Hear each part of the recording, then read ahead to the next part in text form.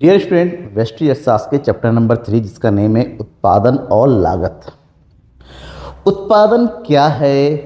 क्योंकि उत्पादक लाभ की काम करता है, वो चाहता है ज़्यादा से ज़्यादा लाभ हो और लाभों की गणना करने के लिए लागत का पता होना जरूरी है। उत्पादन करने के बाद उस उत्पादित वस्तुओं को बेचा जाएगा, बेचने के बाद उसको लाभ की प्राप्ति होगी जो कि उसका इनकम है। और लाभ की प्राप्ति कैसे होगी? जब उत्पादन के मूल्य में से लागत को घटाया जाएगा। तो यहाँ पर उत्पादन को भी पढ़ना होगा, लागत को भी पढ़ना होगा, उसके बाद हम उत्पादक के आय के बारे में हम पढ़ पाएंगे। तो हमें सबसे पहले पढ़ना है उत्पादन क्या है। उत्पादन से रिलेटेड अपने अपने नियम हैं, जहाँ पर उत्पादन की अपनी अवधारणाएं होती हैं, जिसमें हम कुल उत्पादन, औसत उत्पादन, सीमांत उत्पादन को भी पढ़ना होता है। और आज की इस क्लास में हम उत्पादन और उत्पादन फलन के बारे में पढ़ेंगे, क्योंकि उत्पादन करने के लिए उत्पादन के साधनों का होना आवश्यक है। भाई फोकट में उत्पादन होना तो है नहीं, फोकट में उत्पादन नहीं होता। उत्पादन करने के लिए हमें पैसे लगाने पड़ते हैं, और पैसे किस चीज़ पर? उत्पादन के लिए उत्पादन के साधनों पर लगाते हैं। साधन मतलब जिन चीज़ों के माध्यम से, जिन चीज़ों की सहायता से उत्पादन पूरी होती है। तो यहाँ पर उत्पादन के साधन, कितने साधन के प्रयोग होने से कितना उत्पादन होता है, इस बात को पढ़ना, जिसको उत्पादन फलन कहते हैं। तो इन सभी चीज़ों के बारे में हम पॉइंट टू पॉइंट पढ़ेंगे। शुरुआत करेंगे उत्पादन से। उत्पादन किसे कहते हैं? उत्पादन यानी कि क्या चीज़? प्रोडक्शन। इंग्लिश में बोलते हैं प्रोडक्शन। नॉर्मली अगर किसी भी इंसान से, किसी बच्चे से आप पूछिए व्हाट इज प्रोडक्शन, उत्पादन क्या है, तो सिंपल सा जवाब देगा वस्तु को बनाना। फैक्ट्री में जो होता है वो उत्पादन है, खेतों में जो होता है वो उत्पादन है। लेकिन वो उत्पादन का अर्थ सही तो है, लेकिन उसका जो अर्थ होता है ना वो थोड़ा सीमित है, कि वस्तुओं का निर्माण करना। इकोनॉमिक्स ये कहता है कि इंसान कभी भी किसी भी नई वस्तु का निर्माण कर ही नहीं सकता। वो क्या करता है? वो करता ये है कि उसको प्रकृति ने जो कुछ भी दिया है, तो उस प्रकृति से प्रदत्त वस्तु को वो क्या करता है? अपनी आवश्यकता की पूर्ति के लिए उस वस्तु को क्या करता है? उसको केवल कन्वर्ट करता है, यानी कि अपनी आवश्यकता की पूर्ति हो जाए इसलिए परिवर्तित करता है। तो प्रकृति प्रदत्त वस्तु को मनुष्य की आवश्यकता की वस्तु में बदलने की प्रक्रिया को उत्पादन कहते हैं, इकोनॉमिक्स के अकॉर्डिंग। मतलब नॉर्मल लैंग्वेज में किसी भौतिक वस्तु के निर्माण को करने को उत्पादन कहते हैं, लेकिन वहीं अर्थशास्त्र में प्रकृति से प्रदत्त वस्तुओं के आवश्यकता अनुसार उपयोगिता में वृद्धि करना ही उत्पादन है। फॉर एग्जाम्पल क्या कहेंगे? जैसे एक लकड़ी का टुकड़ा पड़ा हुआ है, कहीं पर हम जा रहे हैं, रोड के लकड़ी का टुकड़ा पड़ा हुआ है। वो लकड़ी का टुकड़ा हमारे किसी काम का नहीं है, लेकिन लकड़ी के टुकड़े को क्या करता है? कारपेंटर यानी कि बढ़ई आता है, उसको काटता है, फेरता है और उसको चेयर यानी कि कुर्सी में कन्वर्ट कर देता है। तो लकड़ी को कुर्सी में कन्वर्ट करने की प्रक्रिया को ही उत्पादन कहते हैं। समझ में आ गया ना? जैसे कपास है, कपास का क्या काम है? आपको कुछ है, लेकिन कपास को आप प्रकृति ने उत्पादन किया, कपास को आप कुछ नहीं कर सकते। इस कपास को कन्वर्ट करके किस में कन्वर्ट किया जाता है? सूती में, और सूती से तैयार किया जाता है कपड़ा। तो इस प्रक्रिया को उत्पादन कहते हैं कि प्रकृति ने जो कुछ भी हमें दिया हुआ है उसको हमने अपनी आवश्यकता के रूप में बदलने के लिए जो भी प्राकृतिक वस्तु है उसकी हम क्या करते हैं? केवल उसकी उपयोगिता में हम क्या कर रहे हैं? वृद्धि कर रहे हैं, ताकि वो हमारे काम में आए। इसी प्रक्रिया को उत्पादन कहते हैं। और उपयोगिता में वृद्धि होने के साथ साथ क्या होता है? उसके वस्तु के मूल्य में भी वृद्धि होती है। तो मूल्य में वृद्धि होना भी उत्पादन है। जैसे अब तो यहाँ पर देखो लकड़ी का टुकड़ा है, एक नाई क्या कर रहा है? एक नाई हमारे जो बड़े हुए बाल है उसको काट के फेंक दे रहा है। तो इससे बड़े हुए बाल को काटने के बदले में वो पैसा ले रहा है, उनका मूल्य बढ़ा रहा है, ठीक है, ताकि हम दिखने में हम अट्रैक्टिव हो। तो इस प्रकार हम कह सकते हैं कि एली ने कहा है आर्थिक उपयोगिता का सृजन करना ही उत्पादन है। मतलब किसी वस्तु के मूल्य में वृद्धि करना, वस्तु के मूल्य में वृद्धि करना ही उत्पादन है। उत्पादन एक ऐसी प्रक्रिया है जिसे वस्तु और उपयोगिता का सृजन होता है। अलग अलग अर्थशास्त्रियों ने उत्पादन के मतलब को अपने हिसाब से गढ़ा है, बताया है। और उत्पादन का मतलब ही होता है कि वस्तु कोई भी हो, अगर उसको आपने अपने हिसाब से परिवर्तित किया है, सुविधा में बदला है, तो वो उत्पादन है, चाहे कुछ भी हो। तो ऐसे में उत्पादन अगर अर्थ को अगर समझे तो उत्पादन में दो सबसे इंपॉर्टेंट पॉइंट होना चाहिए। नंबर एक, उपयोगिता में वृद्धि होनी चाहिए, मतलब वस्तु जो उपयोगिता को बढ़ाए, और नंबर 2 उस वस्तु के मूल्य में ही वृद्धि होनी चाहिए, मूल्य का होना जरूरी है। ठीक है, तो चाहे कुछ भी प्रक्रिया हो, चाहे एक नाई बाल काटता हो, चाहे जो धातु का प्रयोग स्टील वगैरह बनाने के लिए किया जाए, या फिर फर्नीचर वाला हो, या फिर दूध के उत्पादन हो, या फिर फैक्ट्री में कार बनाया जाए, या फिर खेतों में उत्पादन हो, ये सारी प्रक्रिया उत्पादन ही होती है। ये उत्पादन के अलग अलग उदाहरण हैं। अब उत्पादन की अवधारणाओं की तरफ आते हैं। उत्पादन की अवधारणा को जब भी समझे, उत्पादन की 3 प्रमुख अवधारणा है। एक है कुल उत्पादन, सीमांत उत्पादन और औसत उत्पादन। कुल उत्पादन को टोटल प्रोडक्शन कहते हैं, शॉर्टकट में इसको बोलते हैं टीपी। सीमांत उत्पादन को मार्जिनल प्रोडक्शन कहते हैं और शॉर्टकट में बोलते हैं इसको एमपी। वहीं पर औसत उत्पादन को एवरेज प्रोडक्शन कहते हैं और शॉर्टकट में कहते हैं इसको एपी। ठीक है, इसकी गणना के लिए छोटे छोटे फार्मूला है, मैं यहीं पर बता दूं, हाँ कि इसको एक्सप्लेन जरूर करूंगा। अगर सीमांत उत्पादन की गणना करनी है तो यहाँ पर एक फार्मूला यूज़ किया जाता है आपका, that is MP equal to TPN minus 1। AP का फार्मूला होता है टीपी डिवाइडेड बाई क्यू, और वहीं पर टीपी का फार्मूला होता है, 2 फार्मूला होते हैं। अगर एपी दे रखा है तो मल्टीप्लाई बाई क्यू कर देंगे, और अगर एमपी दे रखा है तो एमपी को आपस में ऐड कर देंगे। तो ये 3 चीज़ें होती हैं, इन 3 चीज़ों को हमें थोड़ा सा डिटेल से समझना है। पहला है कुल उत्पादन किसे कहते हैं। देखिए, उत्पादन करने के लिए जितने भी हमारे पास साधन हैं, क्योंकि उत्पादन के जो साधन होते हैं उसमें से कुछ स्थिर होते हैं और कुछ परिवर्तनशील होते हैं। तो उत्पादन के स्थिर मतलब वो साधन जिसको हम कम समय में परिवर्तित नहीं कर सकते। जैसे अगर हमारे पास दुकान है और दुकान की जो ज़मीन है, हर 2 साल में हम ज़मीन नहीं बढ़ा सकते, हर 2 साल बाद फर्नीचर नहीं बदल सकते। तो उत्पादन के कुछ साधन उत्पादन के साथ स्थिर रहते हैं, उस पर परिवर्तन नहीं होता है। लेकिन कुछ साधन ऐसे होते हैं जो उत्पादन के साथ साथ घटते ही या बढ़ते रहते हैं। तो कुछ साधन स्थिर होते हैं और कुछ साधन परिवर्तनशील होते हैं। तो दोनों ही साधनों का प्रयोग करते हुए जो भी उत्पादन की मात्रा का उत्पादन हो रहा है, वस्तु की जितनी भी इकाइयों का उत्पादन हो रहा है, उसकी कुल योग को कुल उत्पादन कहते हैं। मतलब एक निश्चित समय अवधि में उत्पत्ति के साधनों का प्रयोग करते हुए दी गई वस्तु और सेवाओं की कुल मात्रा का जो भी उत्पादन होता है उसे कुल उत्पादन के नाम से जानते हैं। यहाँ पर स्थिर साधनों में कोई परिवर्तन नहीं होता है, लेकिन परिवर्तनशील साधन उत्पादन के साथ बढ़ते चले जाते हैं। तो साधनों में वृद्धि के साथ साथ उत्पादन की मात्रा में भी वृद्धि होती चली जाती है, लेकिन एक सीमा के बाद ये रुक जाती है और घटने लगती है। मतलब उत्पादन पहले बढ़ेगा, फिर एक सीमा के बाद स्थिर हो जाएगा, फिर धीरे धीरे घटने लग। कैसे, इन सब चीज़ों के बारे में बात करेंगे, लेकिन पहले सारे अवधारणाओं को पढ़ लेते हैं। दूसरा है सीमांत उत्पादन। सीमांत का मतलब होता है एक अतिरिक्त, एक कम या एक ज़्यादा। तो किसी भी वस्तु के उत्पादन करने के लिए अगर हमने एक अतिरिक्त साधन का प्रयोग किया तो उससे कुल उत्पादन में जो भी परिवर्तन हुआ, या उत्पत्ति के अतिरिक्त साधनों का प्रयोग करने से जो अतिरिक्त उत्पत्ति की प्राप्ति होती है, तो उस अतिरिक्त उत्पादन की मात्रा को ही सीमांत उत्पादन के नाम से जानते हैं। जिसकी गणना करने के लिए कुल उत्पादन जो पहले हो रहा था उसमें से बाद वाले को कुल उत्पादन घटा दिया जाता है, तो दैट इज एमपी। या फिर दूसरा फार्मूला होता है एमपी कुल उत्पादन में जो भी परिवर्तन हुआ डिवाइडेड बाई जो भी साधनों की मात्रा में परिवर्तन हो रहा है। ऐसे जैसे कुल उत्पादन पहले यूनिट पर 40 है, दूसरे यूनिट पर 90 है, तो 90 में से 40 को घटा दिया तो बचा 50, 130 में से 90 को घटा दिया बचा 40, 160 में से 30 को घटा दिया बचा 30।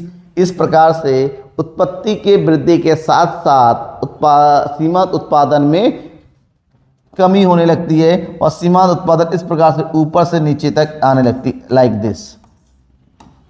नेक्स्ट वन है औसत उत्पादन।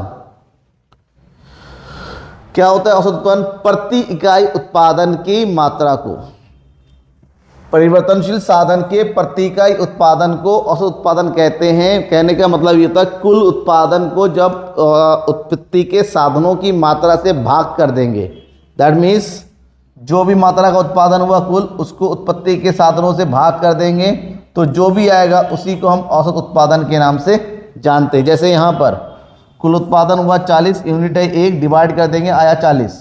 कुल उत्पत्ति हुआ 90, 90 को 2 से भाग कर देंगे आया 45, 130 को भाग कर देंगे 3 से आया 43। तो इसको बोलते हैं औसत उत्पादन, कि जो भी हमने कुल साधनों का प्रयोग किया उससे कुल उत्पादन जो आया तो उसके बीच का जो औसत कितना आया उसी को बोलते हैं औसत उत्पादन। और औसत उत्पादन हमेशा ऊपर से नीचे गिरता हुआ होता है, इस तरह से पहले बढ़ेगा फिर घटना शुरू हो जाएगा। अब यहाँ पर उत्पादन से रिलेटेड, अवधारणाओं से रिलेटेड छोटा सा क्वेश्चन होता है 2 नंबर में 3 नंबर में, जहाँ टेबल फिल किया जाता है। जैसे इस क्वेश्चन में देखिए, निम्नांकित तालिका को पूर्ण कीजिए। हमसे कहा गया ये तालिका पूर्ण कीजिए। हमारे पास 2 चीज़ पूछा गया है, एमपी और एपी, सीमांत उत्पादन और औसत उत्पादन। तो सीमांत उत्पादन की गणना करने के लिए आपको फॉर्मूला पता होना चाहिए कि TPN माइनस TPN माइनस 1 होता है, यानी कि जिस यूनिट का हमें एमपी निकालना है उस यूनिट के टीपी में से ठीक ऊपर वाले टीपी को माइनस कर देना है। पहले यूनिट पर सीमांत उत्पादन और औसत उत्पादन और कुल उत्पादन सब बराबर होते हैं, तो यहाँ पर कोई डाउट नहीं है। दूसरे यूनिट में जो टीपी होता है उससे ठीक ऊपर वाले को उसमें से माइनस कर दो, तो 45 में से 25 माइनस कर देंगे तो यहाँ पर कितना आ जाएगा 20। 60 में से 45 माइनस कर देंगे आया कितना 15। 70 में से 60 माइनस कर देंगे आएगा कितना 10। 75 में से 70 माइनस कर देंगे आया कितना 5। 75 में से 75 माइनस कर देंगे आया कितना 0। और 70 में से 75 माइनस कर देंगे आया कितना माइनस का 5। सीमांत उत्पादन आ गया। अब इसी तरह से औसत उत्पादन की गणना करनी है तो हमें क्या करना होगा, औसत उत्पादन का फॉर्मूला यूज़ करेंगे, AP equal to TP upon Q, या फिर कहीं पर L भी लिखा रहता है। तो ये हो गया कुल उत्पादन। 25 को 1 से भाग कर देंगे, देखिए 25 ही आया। फिर 45 को 2 से भाग कर देंगे, 2 दूनी 4, 2 दूनी 4, 2 पंजे 10। 60 को 3 से भाग कर देंगे, 3 दूनी 6। 70 को 4 से भाग कर देंगे, 4 एकम 4, 4 सत्ते 28, 4 पंजे 20। 75 को 5 से भाग कर देंगे, 15 पचे 75। 75 को 6 से भाग कर देंगे, 6 एकम 6, बचा 1, 6 दूनी 12, 6 पंजे 30। और लास्ट में 70 को 10 7 से भाग कर देंगे, यहाँ कितना आएगा 10। ये हो गया औसत उत्पादन। इस तरह से सिंपल क्वेश्चन एग्जाम में आ सकते हैं। कभी कभी क्वेश्चन इस तरह से आता है, कुल उत्पादन पूछा गया है, सीमांत उत्पादन दे रखा है और औसत उत्पादन पूछा गया है। तो अगर सीमांत उत्पादन दे रखा है, इसके कुल उत्पादन निकालना है, फार्मूला होता है TP equal to summation MP, यानी कि जिस यूनिट का हमें कुल उत्पादन निकालना है उस यूनिट तक जितने भी MP दे रखे सबको आपस में जोड़ दो। पहले यूनिट पर केवल एक ही MP है तो यहाँ पर 24 आ गया। दूसरे यूनिट पर 24 और 10 आ गया, दोनों को ऐड कर देंगे 34 आ गया। तीसरे यूनिट पर इन तीनों को ऐड कर देंगे, तो तीनों को ऐड करने के बजाय 34 में इसको ऐड कर देंगे तो कितना आ जाएगा, ये आ जाएगा 50। फिर 50 और 12 कितना आ गया 62। फिर 62 और 8 कितना आ गया 70। 70 और 0 कितना आ गया 70। और 70 और -8 कितना हो गया 62 आ गया। जैसे कुल उत्पादन आ गया, अब फार्मूला औसत उत्पादन क्या है, फार्मूला क्या होता है AP equal to TP divided by Q। हो गया, कैलकुलेट कर लो। 24 को 1 से भाग कर देंगे तो यहाँ पर आ जाएगा आपके पास 24 ही। 34 को 2 से भाग कर देंगे तो यहाँ कितना आ जाएगा 17। 50 को 3 से भाग कर देंगे तो ये हो जाएगा हमारे पास 3 एकम 3, बचेगा 2, 3 6 18, 3 6 18, 3 6 18, कभी नहीं कटेगा। 4 से 62 को भाग कर देंगे, 4 एकम 4, 4 पंजे 20, 4 पंजे 20। फिर 5 से 70 को भाग कर देंगे, 14 पंजे 70। 6 से 70 को भाग कर देंगे, 6 एकम 6, बचेगा 1 10। तो ये हो जाएगा तुम्हारा 6 एकम 6, बचेगा कितना 4, 6 6 36, 6 से 36 कभी नहीं कटेगा। 7 से 62 को भाग कर देंगे तो ये हो गया 7 8 56, बचा कितना 6, तो ये हो गया 7 8 56, ठीक है, बचेगा 4, 7 पंजे 35, ठीक है। तो ये आ गया नॉर्मल कैलकुलेट होते हुए। क्वेश्चन कुछ इस तरह से भी होता है, इनकम्प्लीट क्वेश्चन, जहाँ पर कुछ भी पूरा नहीं है। औसत उत्पादन दे रखा है, वो भी बीच में 2 गायब है, सीमांत उत्पादन दिया हुआ है, बीच में 3 गायब है और खाली स्थान भरने के लिए कहा गया है। ऐसे क्वेश्चन में बिल्कुल ध्यान में ये रखिएगा, जब औसत उत्पादन और सीमांत उत्पादन पूरा ना दे रखा हो तो इन दोनों की सहायता से सबसे पहले कुल उत्पादन की गणना कर लो। जितना दे रखा है, पहले यूनिट पर औसत उत्पादन 8 दे रखा है तो 8 एकम 8 ये दे रखा है, क्योंकि टीपी इक्वल टू होता है एपी मल्टीप्लाई बाई क्यू। तो जहाँ जहाँ एपी दे रखा है वहाँ से टीपी निकाल लो। 10 दूनी 20, ये नहीं दे रखा है। 9 4 36 और 7 6 42 आ गया। अब जब एमपी दे रखा है तो जो भी टीपी आएगा उसको ठीक नीचे वाले एमपी में इसको ऐड कर दो। तो 20 और 10 आ गया 30, 36 और 4 आ गया 40। अब जब टीपी आ गया बाकी सब निकाल लो। यहाँ पर कितना हो गया 30, 30 में से 3 भाग कर देंगे, यहाँ कितना आ जाएगा 10। 40, 40 को 5 से भाग कर देंगे, कितना जाएगा 8। तो ये 10 हो गया और ये 8 हो गया। एमपी निकालिए, पहले यूनिट पर सब सेम होता है 8। 20 में से 8 माइनस कर देंगे, कितना जाएगा 12। 30 में से 20 माइनस कर देंगे 10। 36 में से 30 माइनस कर देंगे 6। 40 में 36 माइनस कर देंगे 4 और 42 में से 40 माइनस कर देंगे, ये आ गया 2। कंप्लीट हो गया। ठीक है, तो ये हो गया उत्पादन की अवधारणाएं। अब हम पढ़ते हैं उत्पादन फलन, जो कि मैंने कहा था एग्जाम में सबसे ज़्यादा इंपॉर्टेंट पॉइंट है। उत्पादन फलन क्या होता है? फलन का मतलब होता है फंक्शन, और फंक्शन मतलब होता है जो संबंध बताए। किन्हीं दो चीज़ों के बीच में जब रिलेशन को बताता है, जो भी पॉइंट होता है, टर्म होता है, उसको फंक्शन कहा जाता है, फलन कहा जाता है। तो उत्पादन कैसे होता है? उत्पादन होता है जितना हम उत्पादन के कारक यानी कि साधनों का प्रयोग करेंगे और उसकी मात्रा। तो साधनों का प्रयोग हुआ और उससे उत्पादन हुआ, बिना साधनों के तो उत्पादन होगा नहीं। तो उत्पादन फलन उत्पादन के साधनों, जिसको उपादान भी कहते हैं, इनपुट्स, और उससे होने वाले उत्पादनों के बीच के संबंध को बताता है। कहने का मतलब होता है उत्पादन की मात्रा और उत्पादन के साधनों के बीच के फलनात्मक संबंध, फलनात्मक यानी कि क्वांटिटेटिव, कि कितनी मात्रा का प्रयोग करने से कितनी उत्पादन प्रयोग, साधनों की कितनी यूनिट, कितनी पूंजी लगाया जाए, कितना भूमि का प्रयोग की जाए, कितना श्रम। तो साधनों का प्रयोग करते हुए जो भी मात्रा का उत्पादन होता है उसे हम उसके बीच के संबंध को उत्पादन फलन के नाम से जानते हैं। तो यहाँ पर उत्पादन फलन कैसे काम करता है? उत्पादन फलन एक निश्चित समय अवधि में होने वाली उत्पादन की मात्रा को बताता है। उत्पादन फलन अल्पकाल में परिवर्तित नहीं किए जा सकते। उत्पादन के जो भी उत्पादन फलन के सभी साधन अल्पकाल में परिवर्तित नहीं होते हैं। मतलब साफ है, उत्पादन प्रक्रिया में जो भी साधन प्रयोग होते हैं, जो भी साधन होते हैं अल्पकाल में 2 प्रकार के होते हैं। कुछ साधन जिसको उत्पादन के साथ साथ परिवर्तन किया जाता है, और कुछ साधन ऐसे होते हैं जिसको उत्पादन के साथ साथ परिवर्तित नहीं किया जा सकता है। परिवर्तन किया जाता है किसको? जैसे श्रम हो गया, जैसे कच्चा माल हो गया। जबकि जो स्थिर साधन होते हैं, जैसे मशीन हो गया, जैसे पूंजी हो गया, जैसे भूमि हो गया, ठीक है, इस सबको उत्पादन के बढ़ने घटने से बार बार परिवर्तित नहीं कर सकते। दीर्घकाल में उत्पादन फलन के सभी साधन परिवर्तनशील होते हैं, क्योंकि दीर्घकाल का मतलब बहुत लंबा समय, जिसमें हम सभी चीज़ों को परिवर्तित कर सकते हैं। और अल्पकाल में ये मान के चलते हैं कि तकनीकी स्तर में कोई परिवर्तन नहीं होता है। राइट, अब आगे बढ़ते उत्पादन फलन की विशेषताओं को समझो।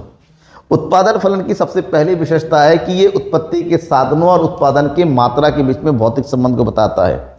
यहाँ पर उत्पादन की कीमतों का कोई फर्क नहीं पड़ता है। यहाँ पर ना ही साधनों की कीमत की बात हो रही है, ना ही उत्पादन की मात्रा की। यहाँ पर कीमत से इसका कोई लेना देना नहीं है, ये केवल क्वांटिटी की बात करता है। उत्पादन का संबंध एक निश्चित समय से होता है। एक निश्चित समय में साधनों के प्रयोग से होने वाली उत्पादन मात्रा को बताता है। उत्पादन फलन स्थिर तकनीकी दशा में, मतलब एक पर्टिकुलर पॉइंट ऑफ टाइम में उत्पादन की तकनीक में कोई परिवर्तन नहीं हो रहा है। ठीक है, अल्पकाल में कुछ साधन स्थिर होते हैं और कुछ साधन परिवर्तनशील होते हैं। इसको परिवर्तनशील अनुपात का नियम कहा जाता है। और दीर्घकाल में सभी साधन परिवर्तनशील होते हैं, इससे पैमाना बदल जाता है, इसको पैमाने के प्रतिफल का नियम कहा जाता है। तो यहाँ पर जब उत्पादन फलन के प्रकारों की बात करते हैं तो उत्पादन फलन के प्रकार को समय के आधार पर बांटा गया है। एक अल्पकालीन समय के आधार पर अल्पकालीन उत्पादन फलन और दूसरा होता है दीर्घकालीन उत्पादन फलन। अल्पकाल में इसको परिवर्तनशील अनुपात उत्पादन फलन कहते हैं, क्योंकि यहाँ पर कुछ साधन परिवर्तित होते हैं, कुछ साधन स्थिर होते हैं।